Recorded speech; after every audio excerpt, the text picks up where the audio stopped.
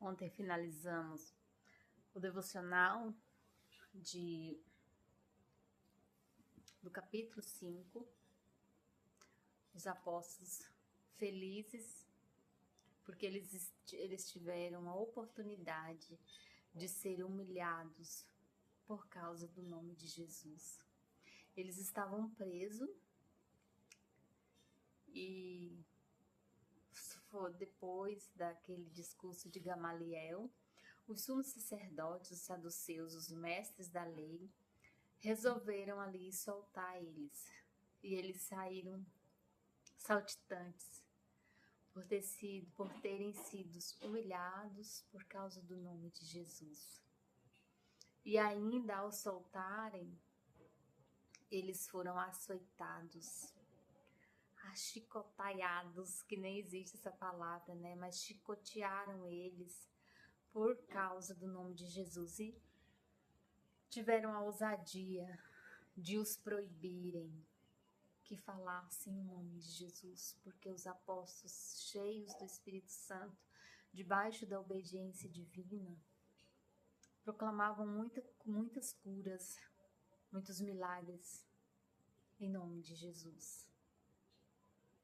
E hoje, no capítulo 6, não será diferente. Vai relatar a prisão de Estevão, porque à medida que eles iam propagando a palavra de Deus, que eles iam anunciando o nome de Jesus, que eles iam sendo testemunhos do nome de Jesus, da sua ressurreição, o número deles, dos convertidos, dos arrependidos, aumentavam cada vez mais. E aquele aleijado que fora curado, quando Pedro proclama o nome de Jesus, proclama a cura dele em nome de Jesus, ele se juntou a eles, sendo mais um dos apóstolos. E esse número aumentava-se cada vez mais. Ontem tivemos o relato de Ananias, que mentiu, vendeu um terreno, pegou uma parte do dinheiro, reteve e apresentou a outra parte. E ele teve a oportunidade de falar a verdade e não falou. E a mentira o matou, porque ele estava mentindo ao Espírito Santo. E Pedro interrogou, onde foi que Satanás, em que momento foi que você permitiu que Satanás entrasse no seu coração, Ananias? E da mesma forma, Safira, sua esposa, e os dois morreram. E nesse livro dos Atos dos Apóstolos, a gente vai aprender sobre ser igreja, sobre qual a nossa missão de batizados, de cristãos, anunciando em nome de Jesus. Nós devemos ser ousados, nós devemos amar em nome de Jesus, perdoar em nome de Jesus, nós devemos ser melhores, proclamarmos curas na vida dos outros, dos nossos irmãos. Devemos ser bênçãos na vida das outras pessoas. E é tão assim espetacular que a gente tem ali tão acessível essas informações, esse aprendizado, esse crescimento, mas a gente não busca.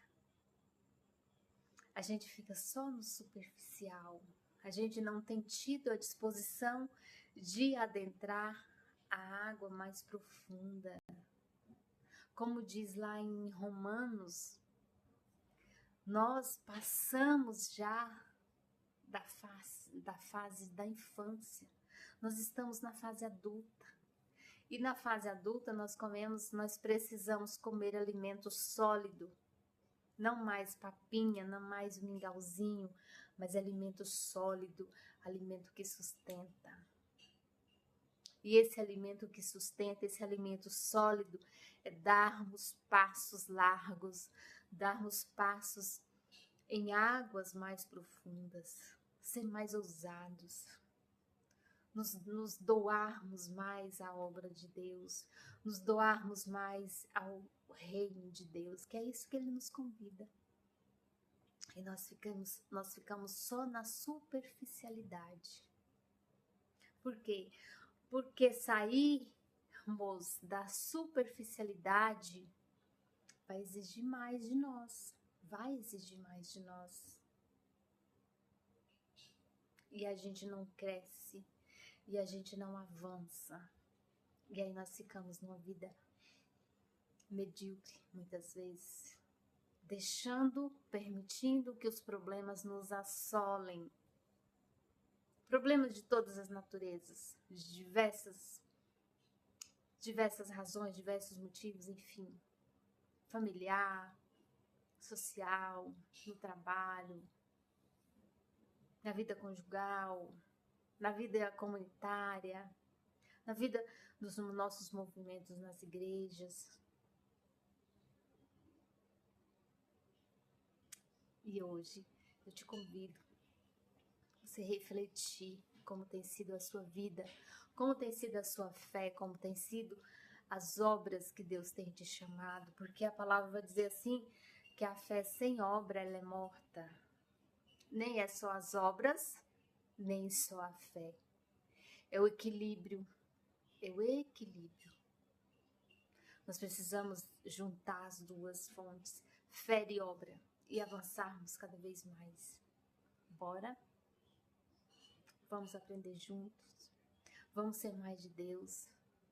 Vamos partilharmos, vamos ser testemunhas do reino de Deus. Testemunhas vivas. Vamos ser exemplo, mesmo sendo que nós somos pecadores, falhos.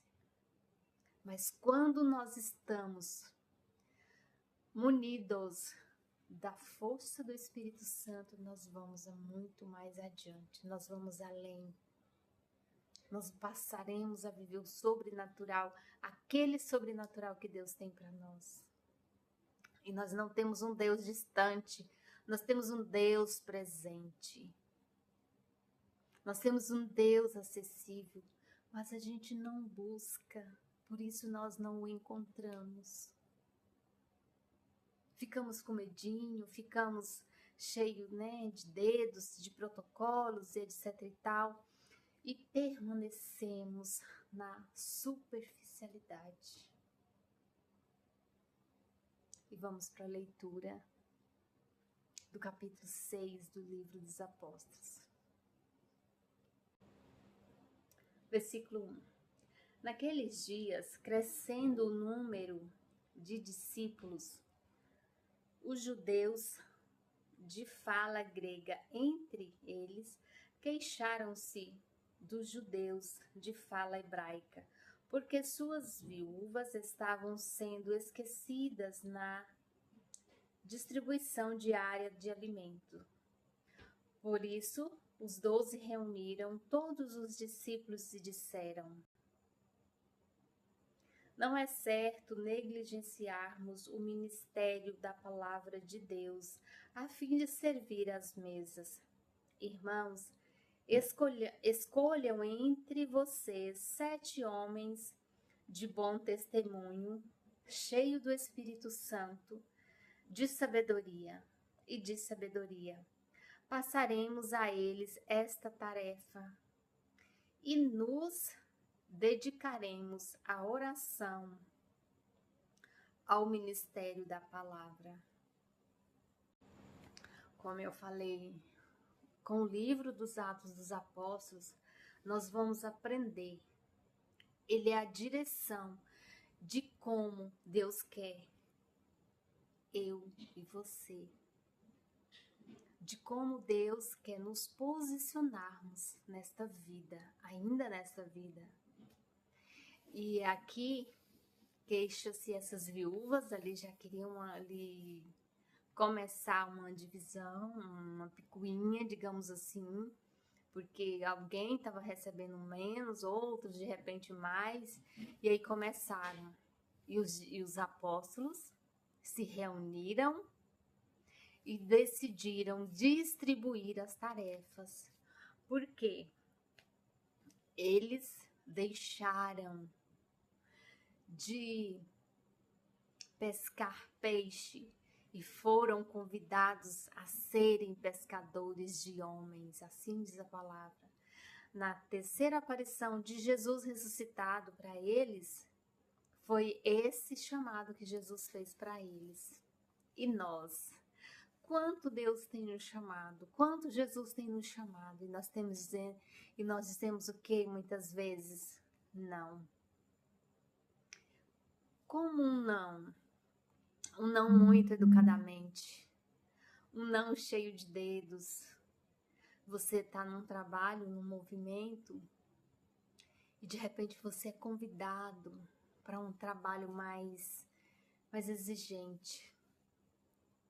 E às vezes não é nem esse trabalho exigente, o próprio Deus chama aí no seu interior e você gela a espinha, sabe aquele frio na barriga? E diz não. O medo responde por você, isso não é para mim, eu não dou conta disso, e e vários ais que nós saímos distribuindo por aí. Às vezes Deus te chama a ser mais santo, você marido. Deus está te chamando a ser santo, a ser fiel no seu casamento, a ser fiel à sua esposa, à sua mulher, à sua família, porque Deus te constituiu, sabe o quê? O chefe do seu lar. Deus te chamou, como tem lá em Efésios, se não me engano, Efésios 4, que o homem deve amar a sua mulher e estar disposto a por ela morrer, como Cristo morreu pela igreja. Maridos, amai as vossas mulheres, como Cristo amou a igreja e por ela se entregou à morte de cruz. Não foi assim que Jesus morreu? Esse é o papel do marido. E Jesus tem te chamado para exercer o seu papel para o qual ele te criou. E você tem titubeado.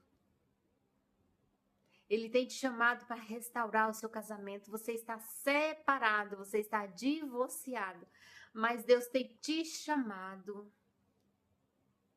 Deus tem te chamado para restaurar o seu casamento.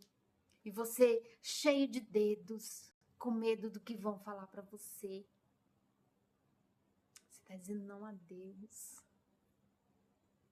Você está dizendo não a Deus. Olha como que os apóstolos fizeram aqui. Eles foram açoitados por causa do nome de Jesus e eles saíram, saltitantes de alegria por ter vivido uma oportunidade de humilhação por causa do nome de Jesus. Eles saíram saltitantes por esse motivo. E aí Jesus te convida a restaurar o seu casamento e você com medo do que os outros vão pensar. Porque eu já separei, eu já divorciei e Deus está falando isso comigo aqui, que é para eu falar. Deus está me usando como instrumento para falar para você isso. Deixe de dedos. É Deus que te chama. Não importa o que os outros vão falar de você, o que os outros vão falar, vão pensar a seu respeito, não te define. Não te define. Obedeça à voz de Deus, obedeça. Obedeça. Sabe? Obedeça à voz de Deus. Porque quanto mais obedecermos à voz de Deus, mais seremos felizes. Mais seremos felizes. E de repente, você que vai ver esse vídeo, conhece alguém que está precisando ouvir esse vídeo. E de repente essa pessoa está passando por uma turbulência, uma tribulação, não sabe como resolver e a resposta está nesse vídeo. Porque é o próprio Deus falando, me usando como instrumento. A mensagem não é minha, sou apenas um mero instrumento nas mãos de Deus. Deus faz o que Ele quiser, Ele faz a sua vontade a partir de nós. Esse é o nosso ser igreja. Eu e você somos igreja. E nós precisamos ser canais por onde passa a graça. A graça não é nós. Nós somos os canais, os instrumentos criados por Deus. E Ele tem nos chamado para isso. E aqui, quando começou as picuinhas, relata que os 12 se reuniram em quê? Oração. E distribuíram as tarefas. E ele falou, não, esses pormenores aí não pode ser empecilho para atrapalhar o nosso ministério de anunciar, de anunciadores da palavra de Deus, anunciadores da mensagem de Deus. E o que é anunciar a mensagem de Deus? É o seu posicionamento. É você se dispor nas mãos de Deus para que Ele restaure. E usando essa questão aqui de restaurar o casamento, você cedendo a esse chamado, Deus vai fazer você um testemunho vivo, uma testemunha viva para restaurar tantos outros matrimônios. Você vai ser apenas um instrumento. E aí as pessoas vão, a partir de você, vão saber que funciona. Mas Deus te chama. E isso só você pode fazer. E se você não quiser ouvir a voz de Deus, tá tudo bem. Mas se Deus está te chamando, diga sim. Não entre em atalhos. Não desvie o foco. Não desvie a rota. Porque Deus vai te achar. Ele não obriga, mas Ele vai te seguir. Por quê? Porque Ele te ama. De repente tem filhos lá, adoecendo pelo rompimento dessa união. Os filhos estão doentes, porque quando o casal se separa, quem sofre? Os filhos. Os filhos sofrem. E tenha mais atenção. Preste atenção a isso que eu vou falar agora. É uma semente que você planta e o fruto virá. E o fruto virá. E o fruto da desobediência, ele é amargo. Amargo.